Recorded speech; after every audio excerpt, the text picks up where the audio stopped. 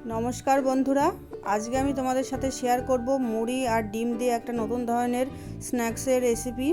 तो तोमरा भिडियोटी देखते थाको, आशा करछि सबार এই रेसिपिटी अनेक अनेक भालो लागबे।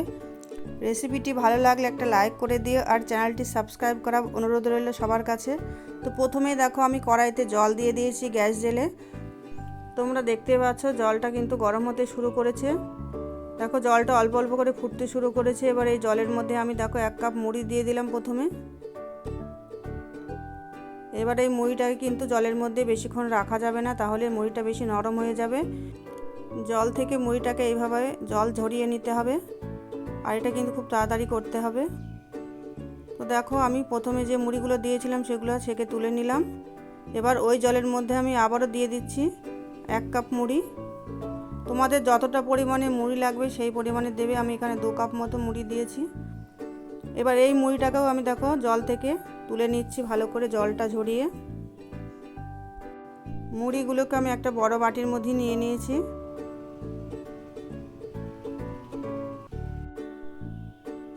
এবার মুড়ির মধ্যে দেখো আমি একটা বড় সাইজের পেঁয়াজকে কুচিয়ে রেখেছিলাম সেটা দিয়ে দিলাম। এবার এর মধ্যে দিয়ে দেব কুচনো কাঁচা লঙ্কা, 4-5টা এখানে লঙ্কা আমি কুচিয়ে রেখেছিলাম দিয়ে দিলাম। এবার দিয়ে দেব 1 মুঠো মতো ধনেপাতা কুচি। এবার দিয়ে দিলাম স্বাদ অনুযায়ী লবণ আর খুবই সামান্য পরিমাণে হলুদ গুঁড়ো দিয়ে দিলাম। একটু লঙ্কার গুঁড়োটাও দিয়ে দিলাম। লঙ্কাটা তোমরা নিজেদের স্বাদ অনুযায়ী দেবে। 1/2 চামচ মতো দিয়ে দিলাম চাট মশলা। এবার 1/2 চামচ মতো দেখো গরম মশলার গুঁড়ো দিয়ে দিলাম।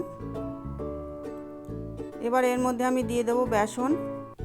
বেসনটা এখানে বাইন্ডিংয়ের কাজ করবে। এখানে আমি মোট 4 চামচ মতো বেসন দিয়েছি।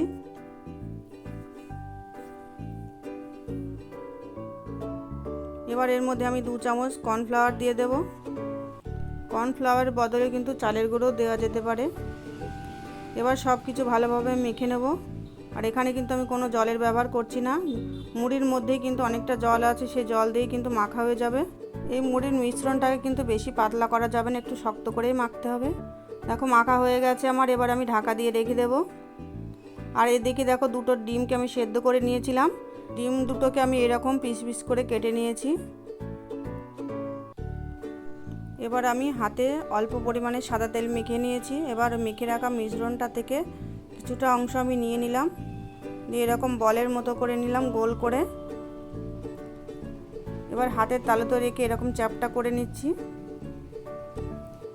এবার এর মধ্যে কেটে রাখা ডিমের 1 পিস আমি দিয়ে দিলাম। এবার মুখটাকে ভালো করে বন্ধ করে দিতে হবে যাতে ডিমটা বাইরে বেরিয়ে না আসে। এভাবে দেখো একটা লম্বা শেপ করে নিয়েছি আমি। তোমরা তোমাদের ইচ্ছা অনুযায়ী শেপ করে নিতে পারো। এরকম লম্বা করেই আমি বানিয়ে নিলাম। এইভাবে কিন্তু সবগুলোকে আমি বানিয়ে নেব একইভাবে। সবগুলো বানানো হয়ে গেছে। এবার দেখো আমি গ্যাস জেলে কড়াইতে তেল গরম বসিয়ে দিয়েছি। তেলটাকে ভালো করে গরম করে নিয়েছি। এবার তেলের মধ্যে স্ন্যাক্সগুলোকে ভেজে নেব। প্রথমে আমি দুটো দিয়ে দিচ্ছি। এবার এগুলোকে উল্টে পাল্টে লাল লাল করে ভেজে নেব। আর বন্ধুরা এগুলোর আমি নাম দিয়েছি মুড়ি ডিমের ভেজিটেবল চপ। তো দেখো লাল লাল করে আমি এগুলোকে ভেজে নিয়েছি। ভাজা হয়ে গেছে, এবার তুলে নেব। এবার বাদ বাকিগুলোকে একইভাবে লাল লাল করে ভেজে নেব।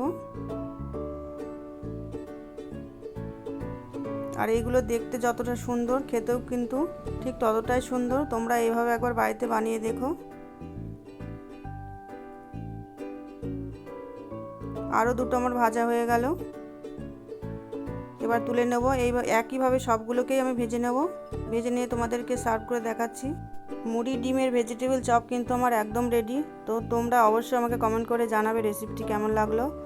আর তোমরাও বাড়িতে এভাবে একবার বানিয়ে দেখো, খেতে কিন্তু অসম্ভব সুন্দর হয়। আর আমার এই রেসিপিটি দেখার জন্য সবাইকে অসংখ্য অসংখ্য ধন্যবাদ।